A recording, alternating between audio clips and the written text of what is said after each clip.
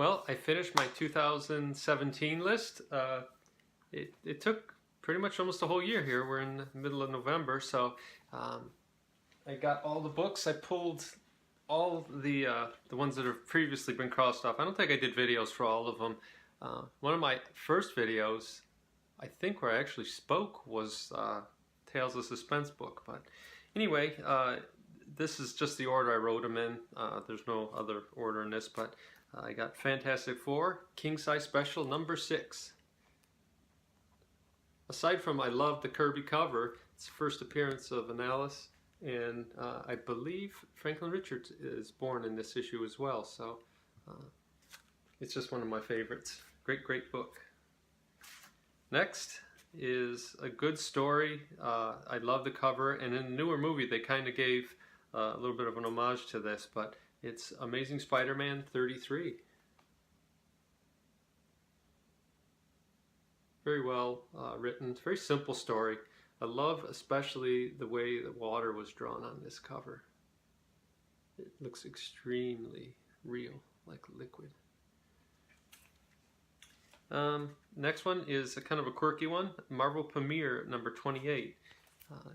In the 70s, the monster books were kind of big, and this was cool. I remember seeing this as a kid, and I never found it. And for a long time, this never showed up anywhere, but I was lucky enough to find it, and I grabbed it. Horrible Frank Robbins art on the inside, just fair warning. Here's the aforementioned Tales of Suspense 58. It's Captain America's introduction to this book, which he stayed in with Iron Man. He was introduced in the next one, 59, and ran through, and then he ended up taking the numbers from Iron Man, and he started with 100, and Iron Man started with number 1 back there over my shoulder. So kind of interesting the way that happened.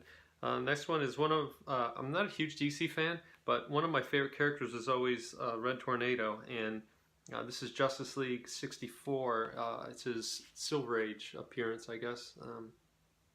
Always thought it was kind of a cool cover. Always liked him. I guess he reminded me a lot of Vision. Maybe that's why I like them from Marvel. The next one off the list was Marvel Spotlight number 2. The Werewolf, which I don't know why it eluded me for so long, but when I read this, and it's hysterical, and I did the Power Records on this as well.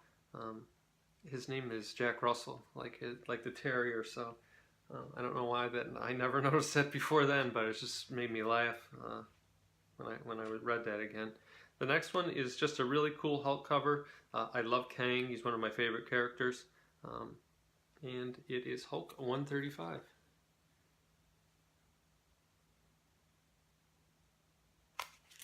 At this point in my collecting, I'm collecting totally for me. I mean, I still buy stuff to resell, less and less of that. I'm mostly selling old stuff that I have that I don't care so much about anymore.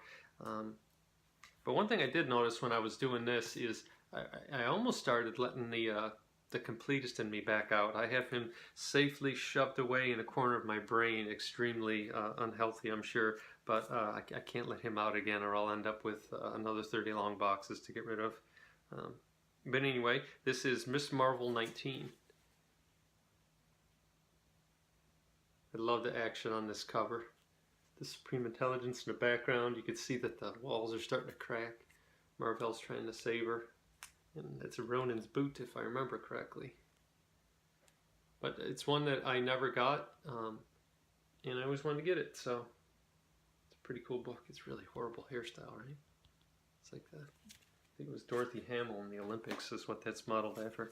Next book I did a video on, and I have to do the completion video of this. I do have all the books to finish it now. It's the Marvel Value Stamp book, the original one. And it's one of my favorite things from the Bronze Age. And this one's not perfect, but I like it just the same. I did clean it up. I don't know if you remember seeing it in the other one, but it really came nicely clean. There's a lot of little tricks you can do to clean books up, and that's one of them. So, here's my list. When I wrote this, I didn't really think I was going to get all of these, and there was times where I would either be at a show and try to get one, or bid on one online, and I won't overpay for stuff. sometimes things get crazily hyped. But anyway, this book is The Amazing Spider-Man 101. First appearance of Morbius. It's a cool cover. When I was a kid, I always wanted this only because of the 6 arms, you know. It's just so cool. I love 102. I still got to get that. That may appear on my 2018 list. But anyway, let's cross this off. This is a ceremonial thing, I know, but let's go this way. So there it is, ASM 101. Done. And that's it. I think I'm going to save these. It's on an old backer board, but I'll keep them in my little black folder back there that I always take to, or used to take to shows with me. It keeps all my old comic hunting memorabilia, I guess, is what that's kind of like. And speaking of the 2018 list, I already got 2 books that were going to be on it. So that's kind of a funny thing, and I'm sure that may happen. So I don't know if I'll even put my 2018 list out or not. Maybe I'll wait till right near the end of the year. But I got Phantom Stranger number 14. This book was always intriguing to me because that sure as heck looks like either Swamp Thing or I guess a little bit more like Man Thing. It's Neil Adams. It's an awesome cover. I've really been getting into the Phantom Stranger, really covers. I haven't even opened and read one yet, but I love the covers on them. It's pretty intriguing. Then the other one I got, one of my favorite silver, really I remember from the Bronze Age, was the Gladiator. Just a big guy with circular saw blades spinning on his wrist, but he always seemed to show up in bronze books in either Iron Man or Daredevil, and it was always fun to read. But I got his first appearance, which was in Daredevil 18. I think I referenced this in one of my videos, or it might have been on the Wednesday night show. But I bought this as a group when I got Iron Man 1 and Iron Man 7 and 8, and it's on a whole other stack of books. So it was, you know, I saw it, and this was going to be on the 2018 list, but I guess I'm already 2 up, so it just gives me more stuff to get. But that's the video. It's a fun thing to do if you haven't done that yet. It's kind of the old adage, what gets measured gets done, and it's true, because I don't know if I would have really stayed on and got these books. And I love watching everyone's videos when they get a cross off, and you kind of feel like you know, you're getting a book too when someone in our community gets it. Nick does a great job with his cross offs, and Dr. Von Chilla does. A lot of other guys don't show them. Recently, I think it was Alex Comic Hoarder. He got a Amazing Fantasy 15, and just seeing the sheer joy on his face about how excited he was to get that book is, I think, why a lot of us collect. You know, trying to get back at something that you always wanted, or you had maybe, or, you know, longed for when you were a kid, or sometimes you get something you didn't think you were ever going to get. I didn't think I'd find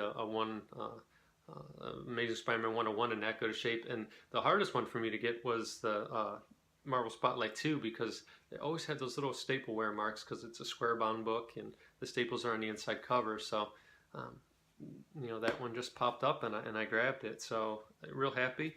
And I'm gonna start working on my 2018 list, and I'll show that. Maybe I'll show it ahead. If I get stuff early, I get stuff early, I guess. But that's my my completion video. Thanks for watching. Keep reading.